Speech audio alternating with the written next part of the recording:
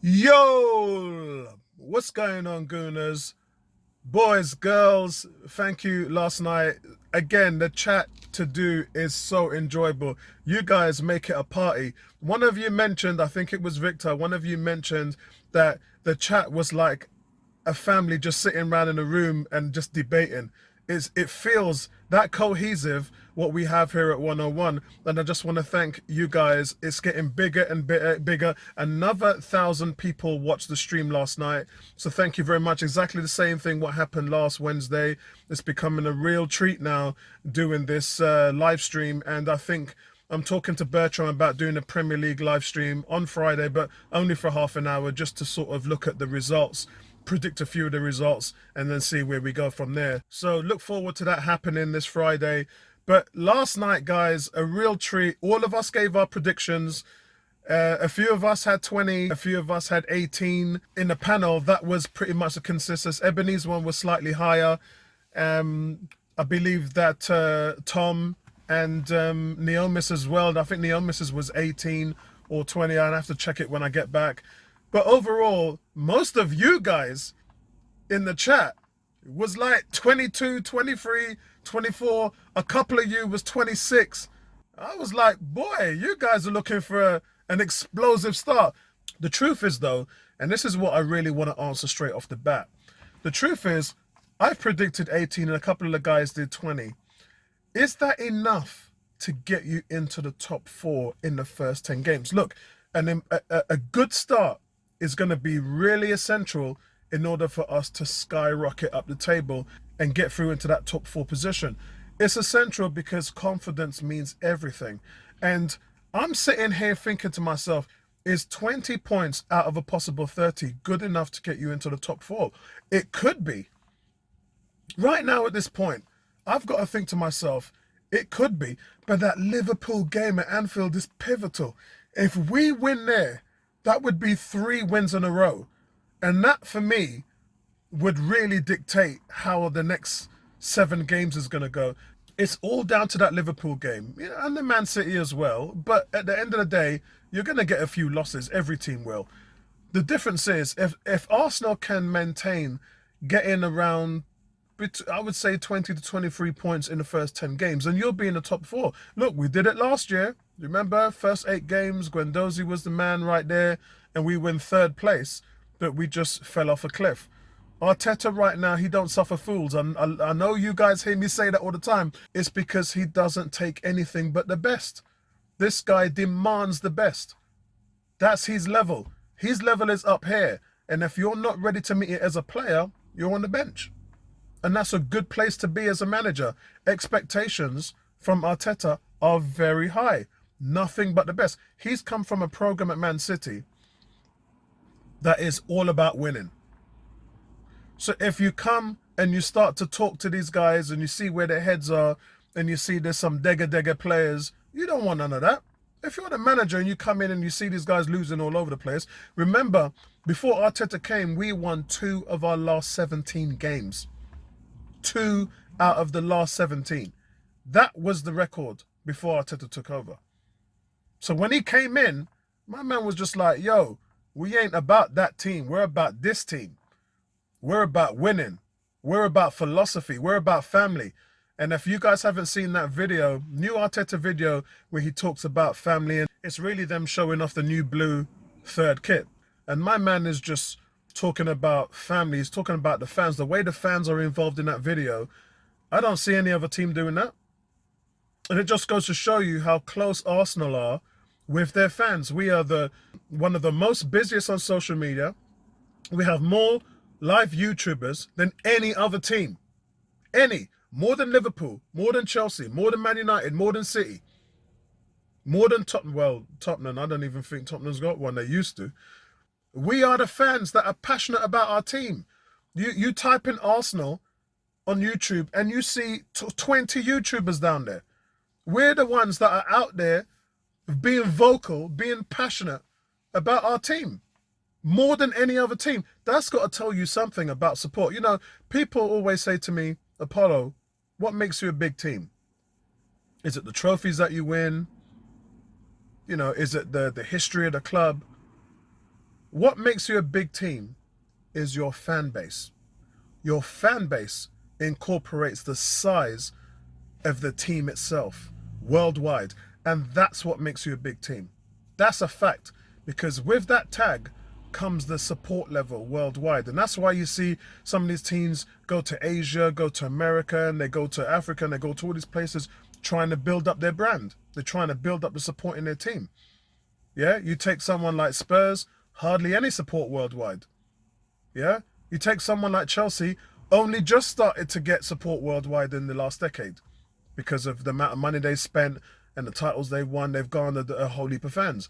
But Arsenal, under Wenger in the late 80s, with all the African players and Asian players and French players and German players, and they've garnered a ton of fans worldwide because of the amount of people that have been representing the shirt. Thierry Henry, the best Premiership player of all time, garnered a lot of fans. Arsene Wenger, one of the most successful Premiership managers of all time, garnered a lot of fans. So, guys, we're who we are because of the brand, because of the name, because of the players, because of the people who's represented us, and it all filters down to the fan base. I mean, I love Liverpool's fan base. For me, Liverpool are my favourite fans because you can go to Anfield, they could be 3-0 down and they're still screaming at the top of their voice. You ain't going to find that at the Emirates. Emirates, you're 3-0 down, half of the people have left the stadium. Emirates, you go 3-0 down and half of the place is empty. For me, Liverpool have got the most passionate fans, but you don't see that online. You don't see that online. You don't see that on YouTube. You don't see that kind of following. But Arsenal has that premium kind of feel online that you can come and engage in the fan base no matter what country you live in, no matter what time of the day it is. Last night, when I finished the stream, 600 people were watching the stream live. When I went to bed and woke up this morning, I saw 1,100 people. So in the time that I went to bed and then woke up in 8 hours, other people on the other side of the world, there was 500 more people that viewed it. So it just goes to show, you know, the podcasts are great. If you can come to the podcast and participate in a live show, that's what we want. But at the same time, we still want you to be able to view the show if you're at work, if you're in a different country and you can't. I got a message the other day from a guy in Australia, and he's like, Apollo, what time are you streaming? I need to know because I want to be a part of the show. And I said to him, brother, your time on a Sunday is 6 a.m. and on a Wednesday it's 7 a.m. So my man's got to realize now that either he gets up early in the morning or he just has to catch the recorded version of it. Either way, we're kind of catering for everybody. But guys, remember, we're trying to do a live show on Friday, only for half an hour, and it's like a Premiership roundup or Premiership, you know, Bertram has come up with the idea that we do that and we just predict the scores and talk about news around the league. And really, that's just something that we're going to do to take off the season. We're also going to be doing a live watch-along for the Fulham show. And we're going to be extending that, so that's going to be great. We're going to be inviting some of you lot to take part in it as well. So if you're in a chat, I'm warning you, I might pull you in. If you're in a chat, I might pull you in for a live watch-along. But guys, overall, some news coming through. As I said yesterday on the show, I did break the Oura news that we were putting in a third bid today. So I don't think it's going to be the 54 million. I really don't. I think they're going to come to an understanding and they're going to come to an agreement somehow, because the player now is saying that he wants to come to Arsenal. When a player feels that loved, and remember guys, remember Gabriel, remember Dani Ceballos, what did both of those two players say? Both of them said Arsenal fans were flooding their social media. And that, guys, makes a player feel wanted. That is what players want. Players want to be superstars. Players want to be loved. And Arsenal fans are showing more love. When other teams, when other teams like Chelsea and all their man are signing players, I don't see their players saying that.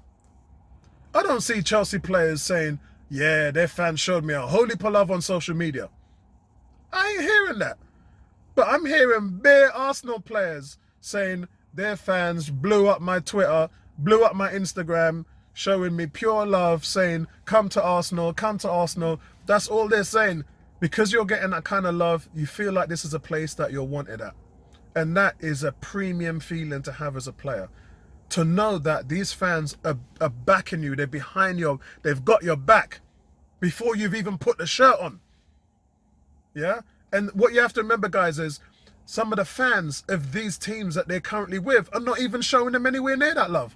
I looked at Gabriel's Twitter feed before he signed for Arsenal, and you can barely see any activity from Lille fans on there. Barely. So the man's gone from barely any activity to just having a flood of like thousands of Arsenal fans every day. Dennis Ceballos already knowing what it's like to be at Arsenal. When he left, all he had was Arsenal fans saying, come back, come back, come back. And guys, this is just a great club to be at, Arsenal. You know, we might have our flaws, and we do, yeah. Sometimes we don't get behind the team at the Emirates. We get that.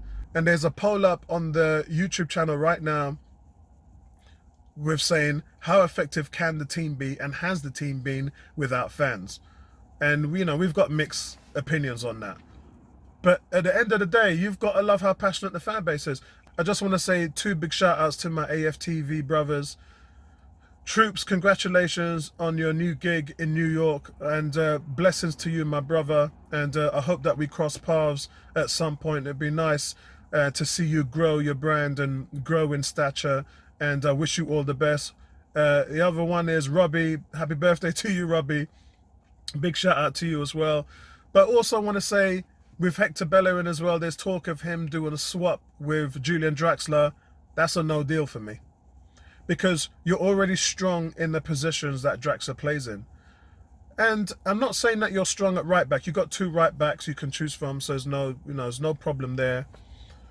But the deciding factor is the midfield is where the problem is. And if you sell Bellerin, you bring in Partey. That's the deal, yeah? You can sell Lacazette, you can sell Torreira, you can sell Bert Leno, you can sell Bellerin, and you reinvest in Aura, and you reinvest in Partey. That's my deal. So if you're bringing in other players in positions that we've already got covered, I'm not interested. But that's it from me, guys. Listen, like and subscribe to the channel. Thanks for all your support. We love you, man, at 101. And if you're not subscribed to the Facebook channel, please hit that in the description below this video as well. And I'll see you guys in the next one, man. Peace out.